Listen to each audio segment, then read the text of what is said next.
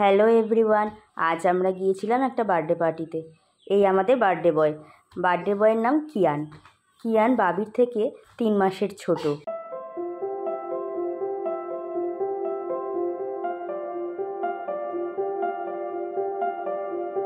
Cake কাটার পরে ওকে বলা হয়েছে কেক খাওয়াতে সবাইকে। ও তুলে আগেই মুখে দিয়ে দিয়েছে, তারপর দিল ফ্রেন্ডকে।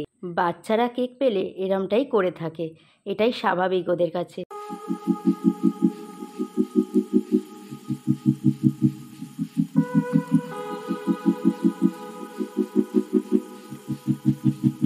কিয়ান মিষ্টি জাতীয় কোনো কিছুই খায় না, তাই ও পায়েসটাও খেলো না।